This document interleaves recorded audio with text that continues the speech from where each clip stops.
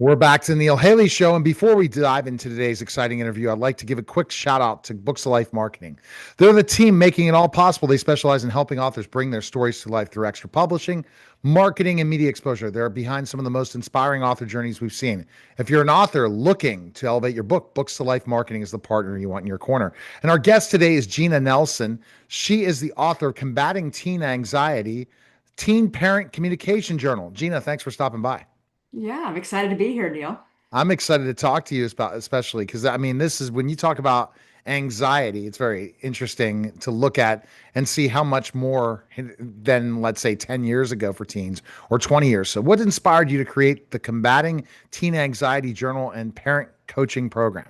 Yeah, well, I've been a licensed clinical social worker for 26 years, and I've been in the thick of it of watching adults and teens and raising my own kids. And one of the things that I really just recognize is that teens have a horrible ability to try to connect to their bodies, to their emotions, and especially in today's world, they don't feel safe talking to their parents and they're isolating. We've got a lot of things we'll talk about, I'm sure, today around that. But I found that what if I could get to them when they were teens instead of when they're in their 40s, which is when a lot of the women were coming to my office, right? Oh, yeah. And I thought this is something that is existing when they're in middle school and all the way, until they're whatever age, right? I've got 80-year-olds with the same issues, but if I could get to them in their teens and teach them some skills and help them learn how to collaborate and ask in a non-defensive way how to communicate, maybe their life and trajectory would look very different than some of the women that come in their 40s and 50s. You're starting out earlier instead of when a lot of these things happen. And I think it happens in childhood even before that, right? It happens Yeah. in those 9, 8, 7 years old that form us for the whole our whole lives. Oh, But to love that. and that's the thing. A lot of our anxiousness, nervousness, things that are bother us all came from childhood. Oh, you're spot on. I'm an EMDR therapist. I teach it. I train therapists, and I work a lot with highly anxious, high achievement driven women. And I can tell you the three most common core beliefs that high achievement women carry are a need to control things, right? Because they hate uncertainty.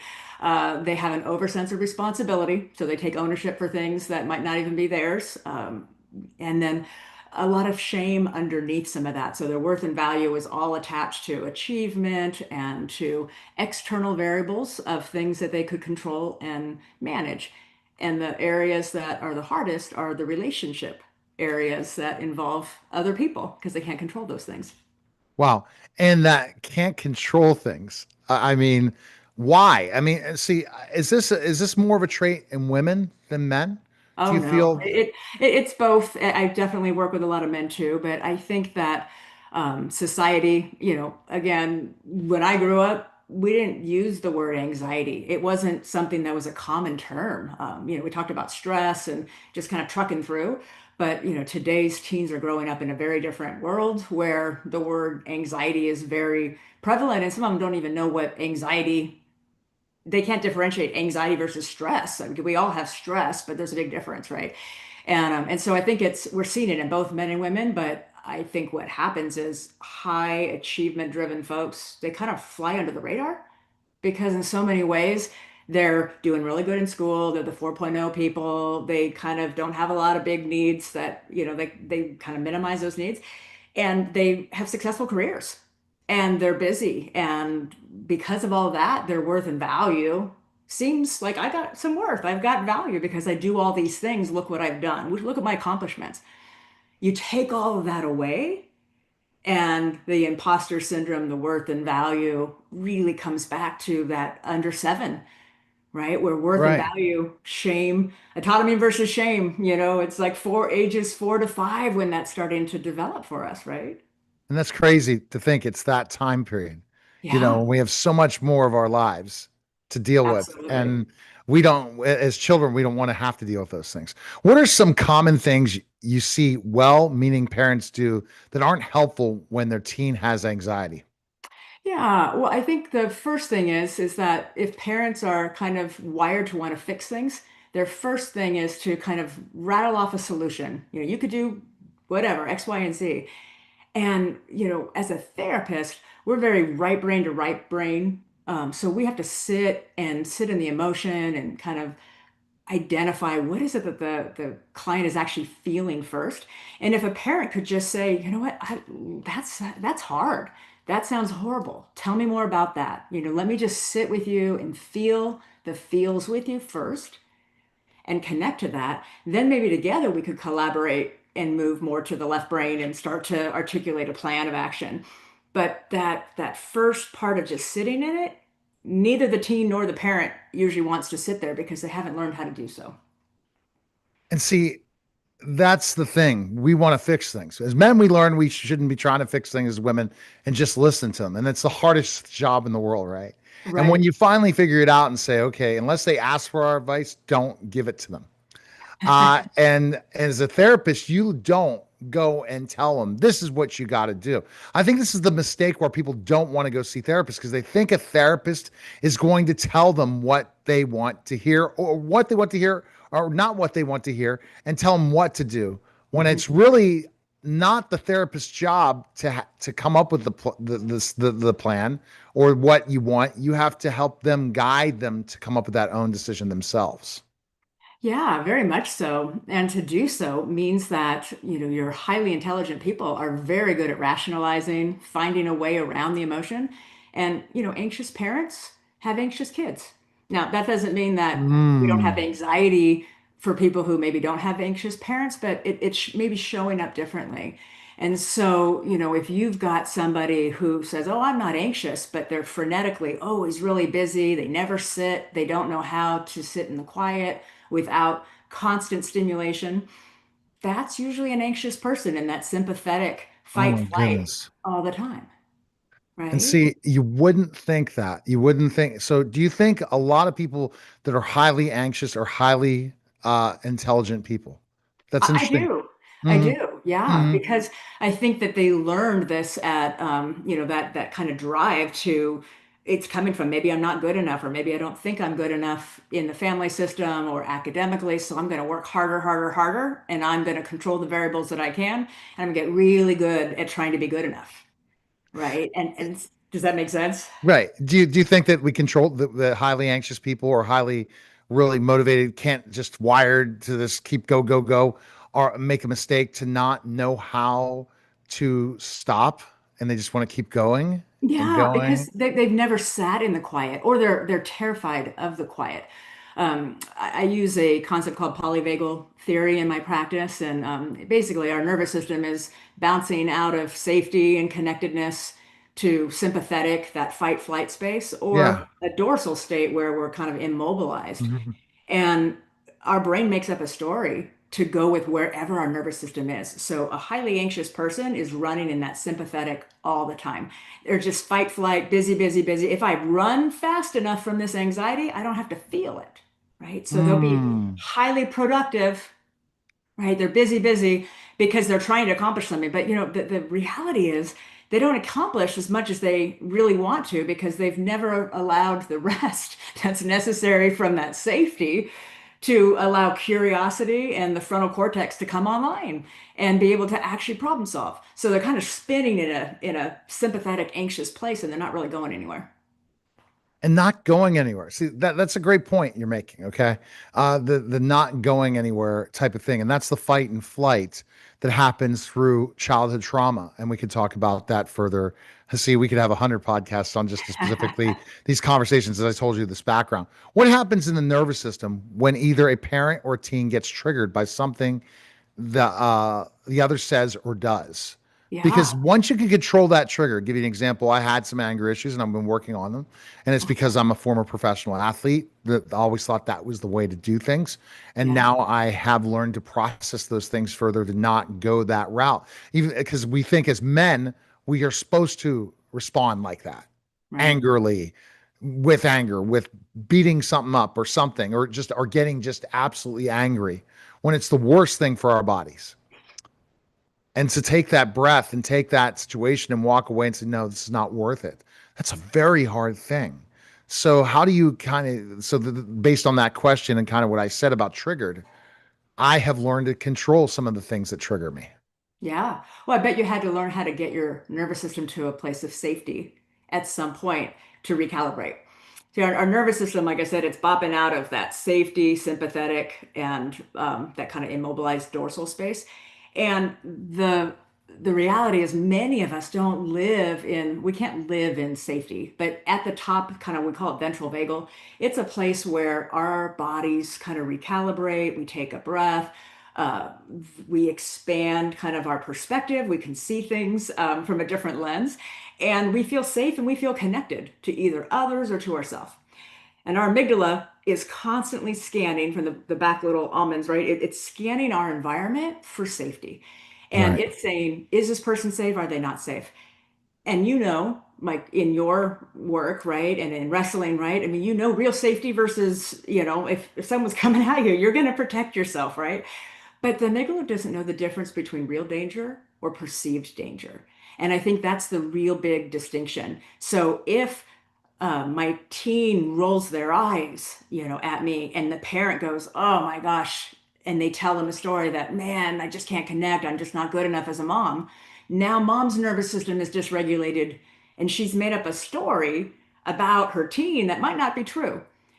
And so when we're in sympathetic, we have to do something to try to anchor up to safety so that we can change our perspective, we can kind of anchor to something. And if we don't do that, we just kind of spin in that anxious state and eventually get to overwhelm. And then we might just check out and numb and kind of land in that dorsal space. Mhm. And But by this book that you've written, this is where you can start identifying this as a teen to try to train things earlier.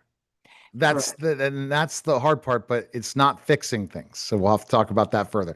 So what interferes with a teen's ability to feel safe communicating their feelings with a parent? I'm sure that's so difficult with these days, right? There's probably so many different things. I will say though, teens, especially anxious teens, they're pretty savvy at scanning the environment. They're looking to see, is mom okay? Is dad okay? Or whoever the caregivers, partners, whatever the story is at home. And if mom looks like she's always anxious and like so busy and multitasking and doesn't have a moment to sit and just have a conversation, the teen's seeing that. And the teen says, whoop, not safe. Mom's too busy. Or let's say parents are going through a divorce or mom's emotional, or I'm blaming mom. It could be dad too. It could be both ways. Like, it's just whoever has big emotions in the home, the teen who's very savvy is watching that and they're saying, oh, you know what? I better not have many needs. I better stuff those needs, like try to kind of fly under the radar because mom or dad might have too much on their plate. And I don't want to add to that burden. And so they learn that at a very young age, like under 7, like you're saying, that they're watching the nervous system of the parents and other members of the family, that how they're responding. And so they might learn to like stuff their emotions, but then it's not safe to come and ask for what they need. It's not safe to say, "Hey mom, I really have this, I have, this issue, or, I really want to talk to you about something." And then let's say the parent has a lot of their own shame triggers and they haven't done their work, right? So now if I as a teen come to my mom and I say, "I really, really don't like it when you're multitasking, you're doing all these things." If mom has a big shame trigger and hears, "I'm a terrible parent," guess what? Now mom's going to say something like, "Oh, well, you better just go find a better parent." Or maybe, not because they're bad parents, but they're just tired and they're frustrated. And they might say, "Wow, I guess I'm a horrible mom." Well, what does that teach a Right. teen? Now they're going to really shut down and they're not going to even come back again because it's not safe because now I got to take care of mom instead of taking care of Mhm. me. Okay. So this one is such a big question that I'm about to ask you, and I could go into. We could have a topic just on this alone, and I'm waiting to see, based on the lawsuits, what's going to happen next with this because it's going to change the way we see social media. It's just not happened yet, Right. and the lawyers are out there already going after it. How has social media and apps like Snapchat, TikTok influenced the increase in teen anxiety? We know it. unbelievably a lot. It is, and I think it's a an ever-changing world, right? So I think we're seeing these teens that are post-COVID. I mean, we've seen a huge impact of what happened when the whole world shut down with that. And then people became addicted to their phones and to all of these streaming apps and everything. So Snapchat for the teens that I see is really it's showing kids what other people are doing, and their sense of belonging or exclusion is becoming very prevalent. Yeah.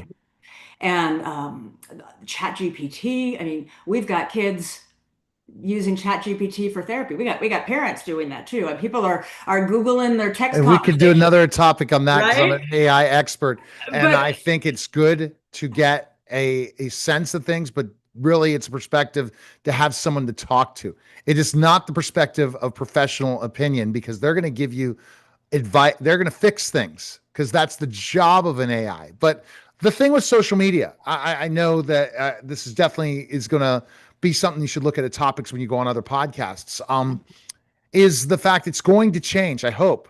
I mean, with these lawsuits, have you had any lawyers hitting you up yet? That because you're about this because it's going to happen. The algorithm set for us to always, when we scroll, find the biggest pain points and anxieties in our lives every second you're on social media.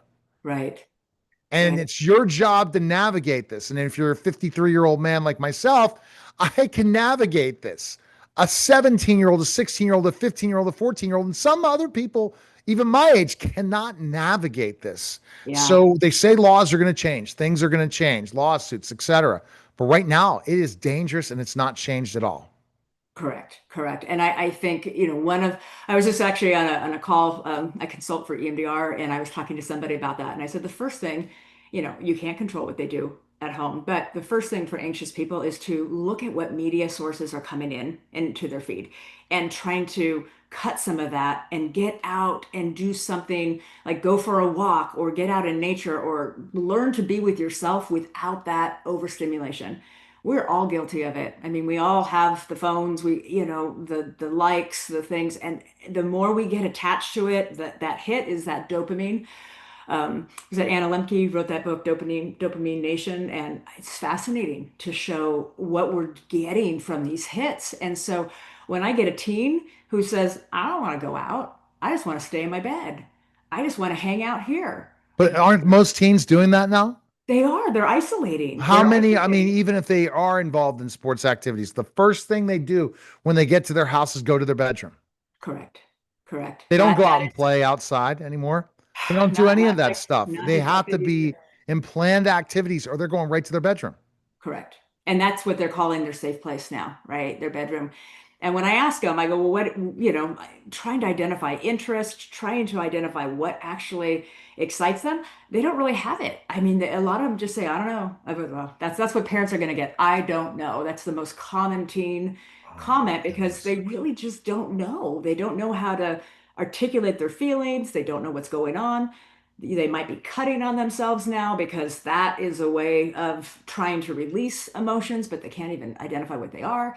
So all of this, to say they don't have emotions, of course they do. They just don't know what they are. And so part of my journal was to really give them some prompts and some things to really say, let me give you some language. Let me teach you about the body. Let me teach you about the nervous system so that you can actually formulate a question or a statement to your parent that's in non-defensive communication language, So, right? what do you Just think makes your coaching program different from other parenting and team therapy approaches? yeah, because I think a lot of the work is designed just for the teen. The teens are identified as the problem. They go to therapy, right? The parents are like they've got anxiety, send them, Exactly. right? Go. But if the parent isn't doing their own work, then they're not playing in I would say that they're not playing in a fair sandbox, right? They're coming back with new skills, but they try to implement those skills. And now mom or dad or whoever the parent caregivers are, they're not responding differently because they're not learning with them. So when Mm. I designed the 10 module coaching program, it was designed to give language and concepts to all of these things from shame triggers to values to communication, and then practice and learn how to actually collaborate and step into a conversation with some prompts and understand each other a little bit better. And also assuming kind of this generous intention of the other, which I think is a huge part of the work that I do. It's that instead of assuming the worst intentions of your parents, and I just really want to say, Neil, that I think parents are doing the best they can with what we were given, right? I raised three teens. They're all adults. Youngest is 25 now. It was hard. We're working, we've got careers, we've got sports, all the things. It's hard. And then on top of that, you're supposed to somehow hold space for your kids. And Yeah. if you didn't get the tools of how to manage your own shame triggers and all of the anxiety yourself, you're just kind of floundering. And that's why I wanted to help both. I thought, if we could give the teens the tools and we could teach the parents what they're missing so that they could hold better space, we might be able to start to correct this. Yeah, we could definitely start to correct it in so many aspects, and it can happen. And yours definitely differentiates because you're trying to involve the parents and the teens together.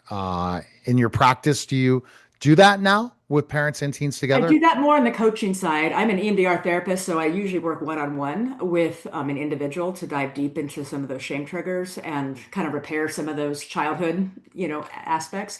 In the combating teen anxiety coaching program that kind of goes with the book. It's a separate program, but that's a deep dive. And so I coach people individually, and I can work with the teens. What I found was that the teens aren't doing the program online like the parents, right? I mean, the parents can do all of the stuff and get the knowledge, but the teens need a little bit of accountability. And, teens don't, I shouldn't say that. Some say, Mom, hey, like I need to go to therapy. A lot of them come kicking and screaming, thinking they don't really want to be here. They'd rather be in the bed, just checking out. Right. And so it takes a lot of work to get the Right. team to build that rapport and start to connect. And if they have tools and language from the get-go, I think it makes it a little bit easier. I think we weren't prepared for how the social aspects of how COVID destroyed the environment of the family, going out, doing things, how Mhm. bad it happened. We weren't prepared for the repercussions of this, and now we're dealing with this with the kids that were 8 or 9 years old or 5 or 6 during COVID. Now, unbelievably enough, if we're looking at 2020, we're running around the corner to almost X amount of years since COVID. You know what I mean? So you're Right. starting to see kids that were young that now are teenagers. It's crazy. Yeah, Right. at least early teens. What should parents do if a teen is already showing severe anxiety or withdrawal?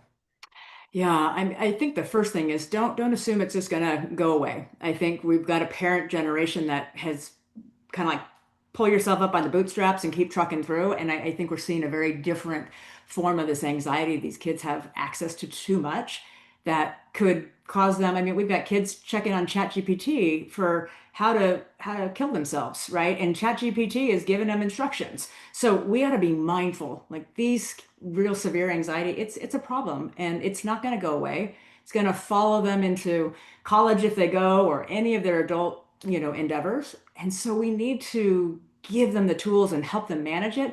And I think we need to just stop saying, oh, it's my anxiety. It's become such an identity and a label now as is a way of life for so many young people. And I think we need to address it and give them tools and then help them learn how to see themselves as something other than that label of I'm anxious. Right. And that anxiousness, yeah, it's unbelievable to think about those things, but trying to accomplish to deal with that is very challenging. How can busy, high achieving parents integrate these tools without adding more stress? Yeah, good one. Well, I like to, though my kids are grown now, even when they were younger, I'm somebody who gets out. I listen to podcasts. I think parents are multitasking. And if you're out walking or exercising or whatever you're doing, around the house, my programs modules are all on an MP3, so you can actually hear and listen to them, and then you can go back and you can watch them if you want. You can pull the pieces out of it, and so it gives some more flexibility, especially if they're commuting or they're spending time in the car alone. It's a great time to kind of be feeding your brain some of this information. Right. Feed that brain. That's the key thing. And we're going to learn these things for sure. And what are the next steps for listeners who want to get started and how can they access the journal and program? Yeah, so for starters, there's a free mini course at www.combatingteenanxiety.com, and that has like a three-part course that's free. And then if people are interested and want more, from there it'll lead them into getting a hold of me for the coaching program. Right now, this is the book. It's available on Amazon, but I am working with Books to Life Marketing right now. We are actually revamping this. My son is now an LCSW, so he's going to co-author the latest version with me, Fantastic. and that'll be fun. And then it's also going to be returnable, so it's for bookstores that are going to carry it, they'll know that it's got the returnability component. So I'm also on Instagram at authentic underscore gains. That's my private practice. Awesome. I love the conversation. I just am very concerned about mental health in general in the United States. What do you think we can do to help teens get navigate through this? Yeah. Well, let me try to give you the short answer for that, Neil, because I think we have a lot of societal stressors that are affecting our teens. And a lot of it is values clash right now with parents and teens who maybe see the world from a different lens. And so being able to identify values, understand where they're coming from, not judge each other, we're living in a world where judgment, I mean, we all have judgment for people that are either not like us or whatever, you want to call it. And the reality is we got teens coming up in a generation that feels very foreign to some parents. And the more we can get curious and stay in a neutral place to be interested and curious to learn, I think that's going to be the key. I think when we like dig our heels in and say, nope, that's not happening, or these are my beliefs, and you either follow it or you don't, I think we're going to see a lot more challenges because that divide and that clash in values and beliefs, like we have to be able to get curious about what's happening on both sides. Yeah. And if we don't, forget about it. It's we Yeah. gotta figure this out. And I think you're starting in very smart with your practice to say, okay, I'm going to go and do this coaching to try to just to stop this cycle. So you're not going to be, they're not going to be, and that's what we need to do in mental health is stop the cycle, really look at these things and really not put a band-aid on something, really come up with great growth for them to be able to do it. Sure. Well, and here's what we're seeing with the adults. These teens grow up, and we've got a whole new generation of young adults who have now decided to put strong boundaries. And they're saying, hey, I don't want to be in relationship with you anymore. And I'm an adult and I can make those choices. And we're seeing this kind of whole shift of kids that didn't feel seen, heard, who have now said, that's toxic. I'm setting boundaries. And now parents are coming and going, how do I re-engage with them? Or how do I get them to, talk? And so we're learning it in reverse in some ways with some of the dynamics because once they're adults, sometimes we kind of think It's our too kids late. are always Yeah. going to be in our life. All right. Well, thank you again, Gina, for stopping by. Best place people can go. Where can they go? I would say go to www.combatingteenanxiety.com for my free mini course, or catch me on Instagram at authentic underscore gains. All right. All Thank you, right. Gina. Appreciate Thank you, it. Neil. You're listening and watching The Neil Haley Show. And